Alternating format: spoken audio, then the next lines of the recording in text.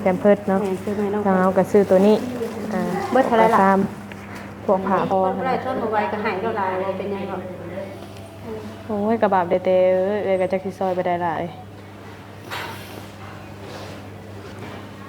สู้แล้วล่ะเอ้ยเฮ็ดได้ซะเจ็บมันปวดแล้วเนาะอากาศมันเย็นเลย มันปวดมันกัดปุดตอนแรกน่ะแฮงกว่านี้แหละตอนแรกนี่โอ้ยเห็นแล้วก็กระบาบเด้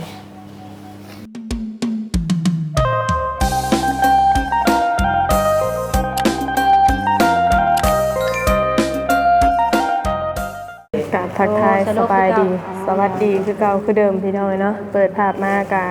กำลังว่าสิเมื่อทีแรกพี่น้องกับพอดีว่าพอดีถามเครื่องใช้ของซอยน้องแต่เพิ่นก็ขาดเคินเนาะพอดีทางสาวไร่สามกก็ไปซื้อมาให้เพิ่นพี่น้องเนาะสาวไร่เพิ่นซื้อแพมเพิร์สเนาะ ซื้อให้น้อง ทางเราก็ซื้อตัวนี้เบิดเท่าไรล่ะ ตามพวกผ้าพวกแพร แสนสัก3,000ไปเอายามาต่ออีกแม่นบ่ มาต่อ เสียนี่เศร้าครับ อ๋อเสียวันซักยาวันนั้นทอใส่ยาใส่เข็มเนาะ วันนี้เพิ่นก็ยังสิได้ใส่น้ำเกลืออีกอยู่แม่นบ่ ใส่อีกนึงแล้วได้เหี่ยวอยู่บ่มื้อนี้ล่ะบ่ได้เหี่ยวเลยบ่ได้ปวดบ่บ่ได้ปวดแต่ได้เมื่อยอยู่บ่ร่างกายตอนนี้นะเมื่อย ข้าวน้ำนี่ล่ะคือบ่กินแน่ปั้นกินแน่เด็กๆน้อยๆพอมีเหือมีแฮงน่ะ ที่ว่ากินตั้งแต่เช้าพุ่นตั้งแต่กับแกงหน่อไม้พุ่นจักบอก โอ้บ่อยากก็ต้องกินได้เพื่อท้องใส่สุขภาพเฮาได้นี่ นมเนยกินได้อยู่หรือว่า ได้ กินได้เพราะว่าหายังทันได้พาได้ค่ะแต่ว่าหมอเพิ่นก็บ่ให้พากินหลายให้กินพออยู่ได้ อืม เจ้าได้สละกินแล้วบ่ตอนเที่ยงได้ เบิ่งได้ล่ะเอ้ยกินได้ข้าวน้ำซ้ำปลาเนาะมาเบิ่งกันแบบนี้ค่ะเมื่อยคือหยังนี่ปัญญามเมื่อค่ำเมื่อคืนนี่ได้เต้นได้แด่นี่เด้น่ะ มีแต่ว่านี่แหละเด้อ อืม ซื้อแพนเพิร์สกับกระซ้ำแล้วก็แพมุนน้อยมาให้แม่นก็บ่ได้แม่นหยังหรอกก็เป็นเงินในถุงพวกเอ้ยเนี่ยเด้อ เดี๋ยวซอยกันหลายเฮ็ดได้ พวกเอ้ยก็ซอยได้แต่ทางนี้แหละเนาะอาจสิซอยหลายบ่ได้ ซอย น้องเอ้ย เป็นก้อนเป็นโงนเป็นแบบนั่นนะซอยบ่ได้เนาะมีแต่ว่าซอยบรรเทาเล็กน้อยเนี่ยพี่น้องตามกำลังทรัพย์เฮาก็ซอยเผยแพร่ซอยน้องเพิ่นนี่แหละพี่น้องเอ้ยเนาะเบิ่งแย่งกันไปเฮ็ดได้เฮาก็เคยไปถ่ายน้องเพิ่นตั้งแต่มาตอนแรกเนาะก็ไปตลอดตอนอันเฮ็ดบุญสิเฮ็ดบุญแม่เพิ่นนั่นก็ได้พี่น้องเอ้ยก็มาที่กับป้าถิ่มบ่ได้เนาะมาเบิ่งกัน อันคือกระซ้ำนี่พวกเอ้ยซื้อมาให้แล้วตอนแรกเนี่ยไปเอาน้ำแล้วมาเช็ดตัวให้น้องเพิ่นน่ะเด้อ เช็ดหน้าเช็ดตาแล้ว เพิ่งนี่ได้อย่ามาตัวน้องเพิ่นก็อยู่ยากเนาะอย่ามาเหนียวตนเหนียวโตนั่นล่ะ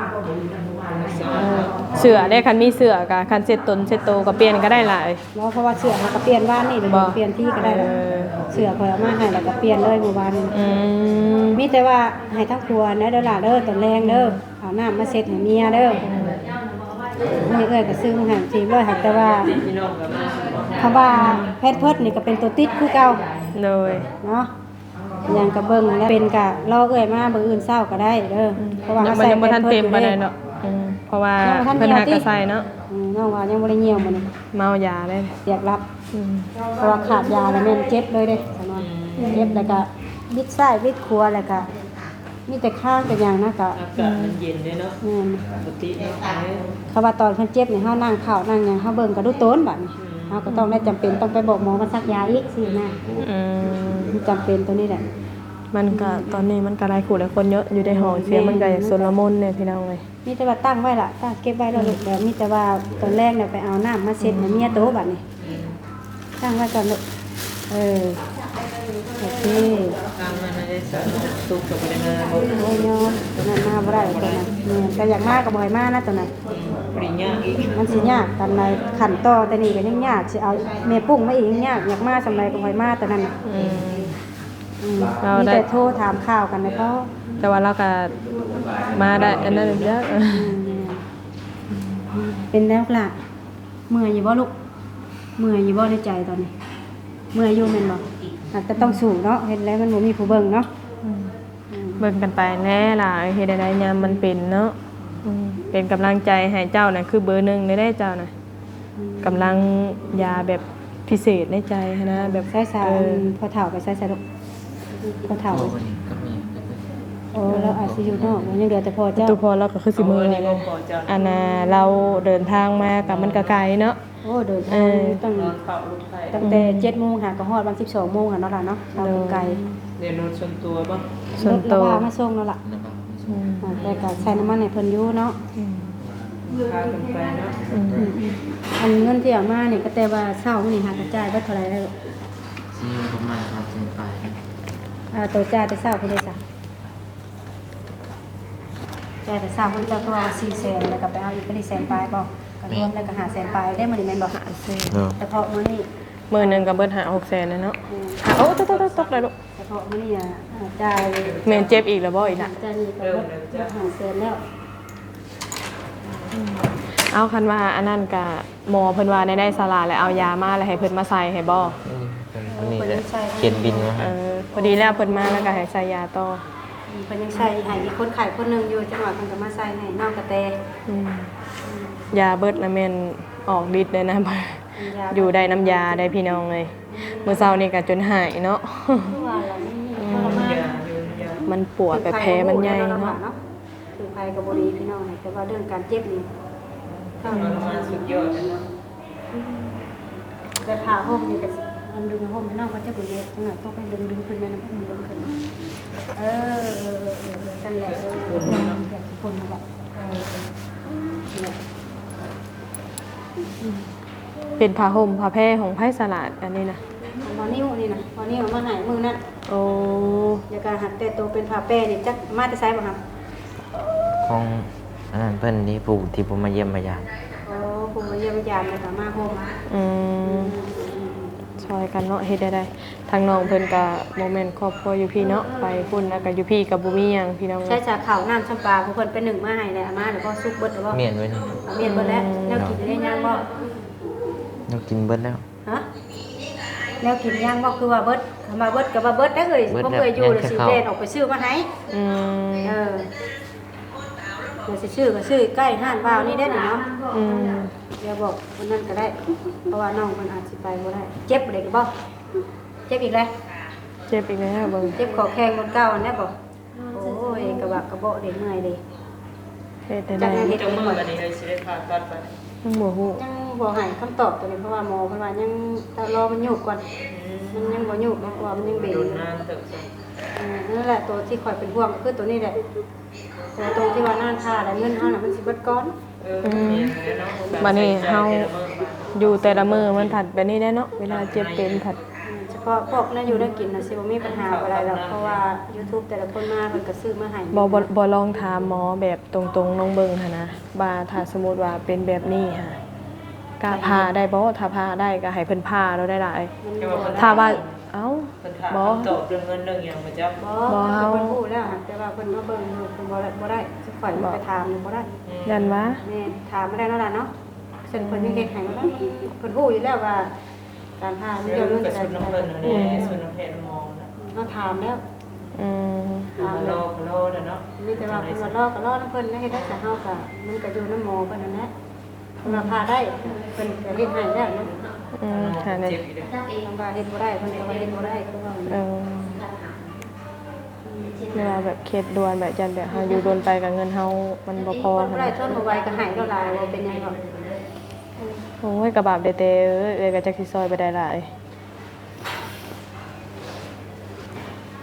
สู้หั่นแหละล่ะเอ้ยเฮ็ดได้ซะ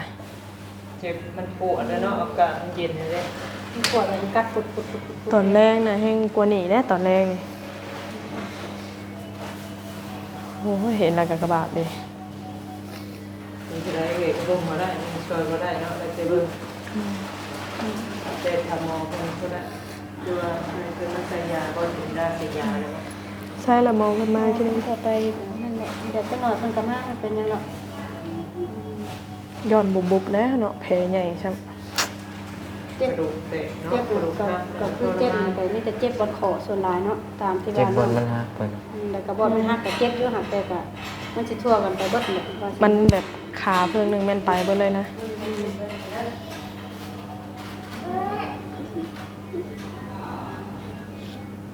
เบิ่งนี่ระบายได้เนาะล่ะเนาะบ่ได้เจ็บเนาะแต่ว่าเบิ่งนั้นบายบ่ได้เลย มันเป็นขางเดียวมันจะลงปุกขางเดียวนะเนาะ โอ้ยกระบาปได้หลายเฮ็ดได้เด้นี่สู้ไปได้หลาย ส สู้เด้อ ตายไปนํเพิ่นมาใส่ยาแม่บ่ได้เด้นี่น่ะบ่เห็นบ่พร้อมหั่นน่ะ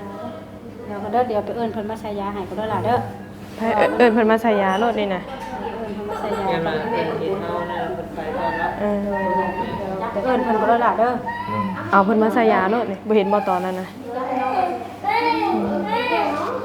สาวไลกำลังไปตามหมอเพิ่นมาใส่ยาให้พี่น้องเอ้ยแบบนี้แหละตอนนั่นก็เนาะเพิ่นถ้าเพิ่นมาฉีดยาให้จังได้รับได้นอนแน่เพออาการแม่นอาการน้องเตนี่ก็โอ้ยอีหล่ะเอ้ยอยู่ได้น้ำยาพี่น้องเอ้ย เจ็บปวดเฮาเนี่ย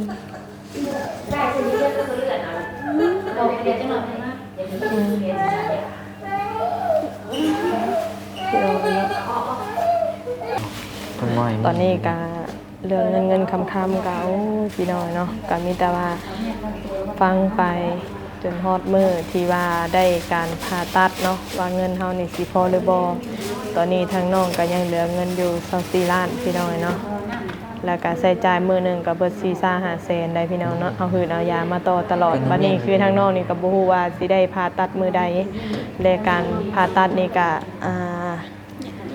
เพิ่นบอกขาดเนาะเพิ่นมีจะบอกว่า10ปลายล้านบัดนี้ปลายก็จักหน่อยจักหลายก็บ่ฮู้พี่น้องเอ้ยคันว่า10ปลายล้านนี่ก็ล้านล่ำ1ล่ำ2นี่ก็ยังไข่พี่น้องเนาะคัน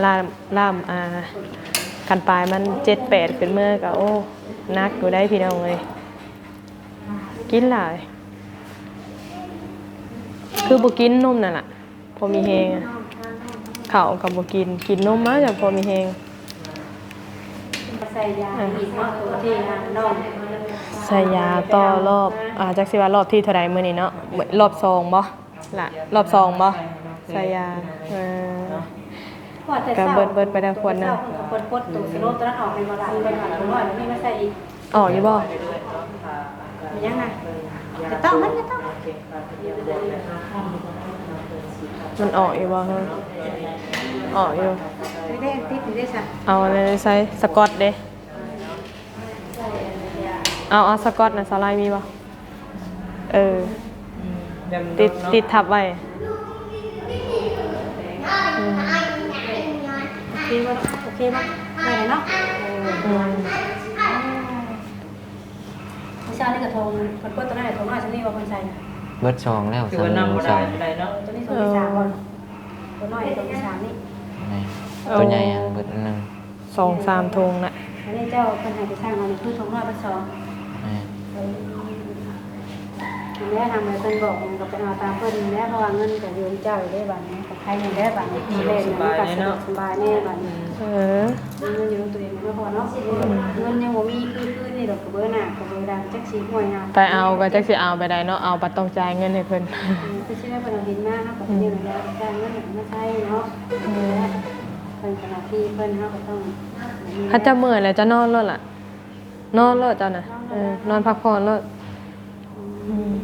เพราะคือทางหมอเพิ่นมาน่ะหมอเพิ่นว่าให้ย่องกระเตงยับไปนอนทางกลางบ่หักแต่ว่ามันยับบ่ได้เนาะมันต้องว่าง่ายครับสิตีตัวก็ยังยากนะจะใส่แพมเพิร์สก็ยังยาก โอ้ติมก็มีแต่บอกเพิ่นนั่นแหละหลายยับบ่ได้ คือเจนี่ได้ดีกว่าสะดวกสบาย มันอันนั้นแล้วมันมีบอลปักทรงปักเสียบหั่น บ่แบบให้น้องเพิ่นนอนกลางบ่อนนะบ่แม่นว่าให้นอนขอบให้นอนอยู่กลางโต๊ะคักให้ได้ เออ น้องน่ะโต๊ะบ่แม่นว่าสิง่ายบ่อนนอนนี่ให้น้องเพิ่นขยับให้น้องเพิ่นขยับเข้ากลางขยับน้องเพิ่นโต๊ะอย่างนี้คือน้องน่ะขยับบ่ได้ นอนน้ำกันทันแล้ว2คนจะได้อบอุ่นเพราะว่าเรามีแต่นอน2คนเนาะมีแต่เจ้าได้ล่ะเบิ่งได้เอาแข้งขึ้นแข้งลงระวังถือแข้งเมียซะเด้อนะถือข้างเบื้องซ้ำได้นะ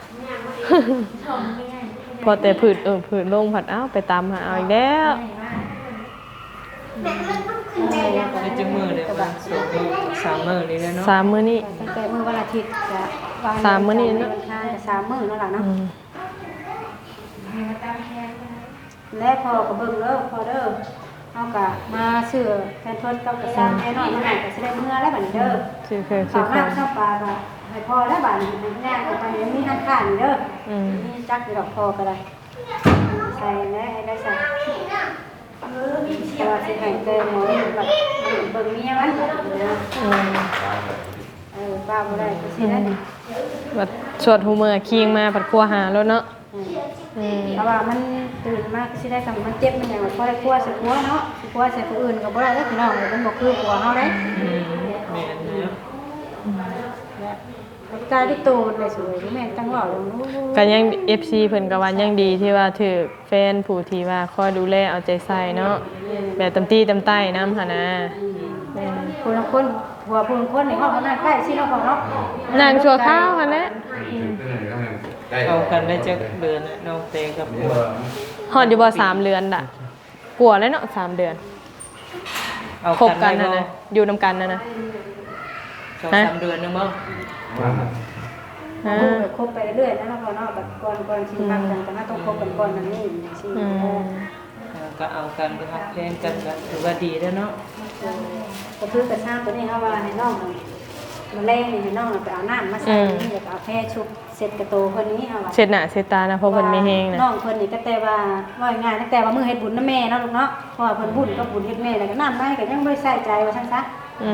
แต่บัดนี้มาเกิดเหตุสิก่อนบัดให้ทั้งผัวเราเนี่ยจะเอาน้ำมาชุบเช็ดบัดนี้ งามแรงๆ เสร็จเสร็จตัว ผู้พ่อก็บอกน้ำในแด้เด้อคือเฮานี่เว้าง่ายกับเลยล่ะเด้อมื้ออื่นนั่นเอ้ยสิมาสวยเด้อลูกเด้อเพราะว่าเอ้ยสิไปเวียกเด้อเอ้ยบอกไว้ก่อนอย่าว่าน้องคอยเอ้ยนะมีหยังกับ บ่ได้ได้ อันว่า เอ้ยบ่มาในสวยแท้เอ้ย บ่ปกติน้องเพิ่นสิเฮาสิมาแล้วเฮาสิเบิ่งเพชรพอกเพิ่นได้ว่าเพิ่นเหี่ยวเต็มบ่เต็มเด้ เนาะดูแลซัมเมผู้หนึงนะเนาะสิว่าสิซาพี่น้องเลย ก็ง่ายๆค่ะรู้โตนเขาถ้าคอยรู้โตนชาติมนุษย์คือกันนะทำให้ว่าเบิ่งจะใครสิเบิ่งคือว่าพวงกับเป็นผู้ชายนะจับเน้น กัน จับ คือว่าแบบว่าเทียบใส่ลูกเต้ากับซ้ำลูกผู้หนึงผู้แหละพี่น้องเลยในความดูแลหั่นนะแบบว่าซ้ำแม่ผู้หนึงดูแลลูกหั่นนะพี่น้องเลยปานนั้นผู้แหละเบิ่งเลย ก็คือนอกเพิ่นว่านะทั้งเมียว่าชาติว่าเจ็บท้องยันว่าปวดท้องขี่จะพาไปถ่ายไล่มาก่อนทักสำไรแล้ว เอาน้ำคุณบ่ บ่แบบเราอยู่นี่เลยเด้ ขี่แม่นเพิ่นแล้วยันถ่ายบ่เป็นแบบนี้นะ โอ้ แบบผู้จับผู้ส่วนผู้สู้ผู้เปลี่ยนผู้ดึงผู้ออกผู้เข้าหั่นนะ ลำบากนี่ ผู้เดียวผัดบ่ได้แล้วผัดลูกนั่งตั้งเองก็บ่ได้อีกเด้ต้องแบบผู้ครึ่งแล้วเราเก่งกับขาเด้ น้ำขา เก่งกับขาเด้มันละตึงไปเบิด เด้อบ่อยเด้อมื้ออื่นเอ้ยสิมาสวยเด้อล่ะเด้อใครอยู่บนพ่อก็มาแล้วใครก็ประตูก็เฒ่าก็มาแม่ก็มาแล้วใครอยู่บัดนี้ สองสามคนน่ะเนาะ ช่วยกันเลยเนาะ คันว่าผู้หญิงก็เด้ตู้แม่เพิ่นหั่นแหละเนาะแม่ใหม่เพิ่นน่ะนะทางแม่ตู้เพิ่นน่ะ เอาไปสามีแต่ว่าเอ้ยสิได้กลับไปเอาน้องสิได้เมื่อซะเด้อเจ้าก็และเอ้ยจะ เอา ได้ คอก ลั ย บ เบิ่ ไป งดูแลกันไปเนาะ เบิ่งกันไปนี่ล่ะคันมีหยังก็โทรหาเนาะ เด้อตู้เด้อ อยู่ เนาะ เนาะ บ้านเด้อค่ะลูกเต้าเฮาได้บัดนี้นี่นะ เออเป็นลูกบุญธรรมเจ้าชายบุญสไลด์หักเพลงกันหั่นแหละพี่น้องเอ้ยเนาะเฮ็ดใดๆมาก็หันหน้าอันบ่เห็นภัย ยินข่าวซึ่งพยายามเขา แม่นบ่ตกใจเลยเนาะพ่อนะว่าเจ้าได้ข่อยยังบ่ได้กินข้าวข่อยก็ได้ได้มาหาน้องคน มาถึงแบบทำงานเขาหลอกบ้างโอ้ตาย เนาะใจวูบเลยเนาะ พ่อปู่แม่นบ่ ขอปู พ่อปู่ทางน้องแต่ เลยและมีตาบัดนี้ก็ใครดอกมีทางอันตู้พอเพิ่นกับพ่อน้องบอยมาอยู่เป็นอันกูเป็นอันนี้แล้วพี่น้องเนาะคือเมื่อวานนี่หันอยู่กัน2คนจนมาได้บ่ายโมงพอเฒ่าจังได้มาฮอดเมื่อคืนนี่เนาะกับบัดนี้แต่บัดนี้คือทางอ้ายก็อยากมาอยู่แต่ว่ามาบ่ได้ทางอ้ายน้องเตนะเพราะเพิ่นบ่มีรถกับบ่ตี้เพิ่นพู้นน่ะเนาะเพราะว่าอาศัยบัดนี้สิจ้างรถรางมาก็ยันบ่มีเงินหั่นนะสาวนวลค่อยเบิ่ง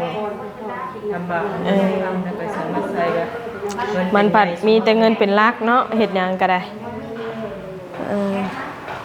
จังได๋กลับมาเด้อซะเด้อ มีแต่กลับป้าหั่นแหละเพอมีแต่ว่ามื้ออื่นเพิ่นแลสิมาเยี่ยมมาหาใหม่เด้อล่ะเด้อมีแต่มีหยังก็คือว่าหั่นแหละเบิ่งกันหั่นแหละคันว่าบ่นั่นก็ขาดเรือหยังก็โทรหาแต่ว่าสิได้กลับก่อนเฮาก็โดยพอย